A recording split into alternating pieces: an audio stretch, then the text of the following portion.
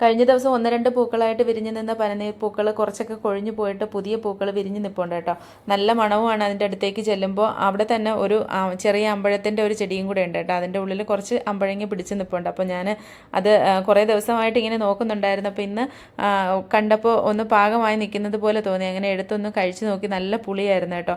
അപ്പോൾ അതൊക്കെ കഴിച്ചിട്ട് എനിക്ക് ഇനി കുറച്ച് ചെടിക്ക് വെള്ളം ഒഴിക്കാനുണ്ട്. അപ്പോൾ ചെടിക്ക് വെള്ളമൊക്കെ നനച്ച് രാവിലെ ഈ ഭാഗത്ത് ഞാൻ കഴിഞ്ഞ വീഡിയോയിൽ പറഞ്ഞതുപോലെ നമുക്ക് കുറച്ച് ഇലച്ചെടികളൊക്കെ വെച്ച് പിടിപ്പിക്കണമെന്ന് എനിക്കുണ്ടായിരുന്നു. അപ്പോൾ അത് കാരണം തന്നെ കുറച്ച് ഇലച്ചെടികളൊക്കെ ആ സൈഡിലൊക്കെ ആയിട്ട് വെച്ചിട്ടുണ്ട്. അപ്പോൾ അതിനെല്ലാം രാവിലെ തന്നെ വെള്ളം ഒഴിച്ചു. കാരണം ഈ ഭാഗത്ത് കുറച്ച് നേരം കഴിയുമ്പോൾ നല്ല വെയിൽ വരുന്ന സ്ഥലമാണ്.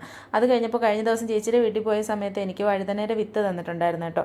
അപ്പോൾ ഞാൻ അതിങ്ങനെ ഒരു ട്രേക്കുള്ളിലാക്കിയിട്ട് അതൊന്ന് മണ്ണൊക്കെ ഇട്ട് ഫില്ല് ചെയ്ത് നടുവാണ് കേട്ടോ. കാരണം പുതിയ തൈകളാക്കാൻ വേണ്ടിയിട്ട് ആണ് ഇത് റെഡിയാക്കി എടുക്കുന്നത്. അതിനുശേഷം ഒന്ന് ചെറുതായിട്ടൊന്ന് ആ ഒരു കൊക്കോപ്പിറ്റ് ഒന്ന് മാറ്റിയതിന് ശേഷം അതിൻ്റെ ഉള്ളിലേക്ക് ഈ വിത്തുകൾ ഇട്ട് ഓരോ ട്രേക്കുള്ളിലേക്കും ഇട്ടിട്ട് ഞാനിങ്ങനെ വെള്ളം നനച്ച് നന്നായിട്ട് റെഡിയാക്കി വെക്കുവാണ് കേട്ടോ. അപ്പോൾ അത് കുറച്ച് ദിവസം കഴിയുമ്പോഴത്തേക്കും അത് നന്നായി കിളിച്ച് പുതിയ തൈകളായി മാറും. അപ്പോൾ പുതിയ നമ്മുടെ പച്ചക്കറി കൃഷി തുടങ്ങുന്ന സമയത്ത് ഈ തൈകൾ വളരെ എളുപ്പത്തിൽ തന്നെ മാറ്റി നട്ട് പുതിയ പ്ലാന്റാക്കി മാറ്റാൻ കഴിയും. അപ്പോൾ അതിന് വേണ്ടിയിട്ടാണ് ഈ ചെയ്യുന്നത്.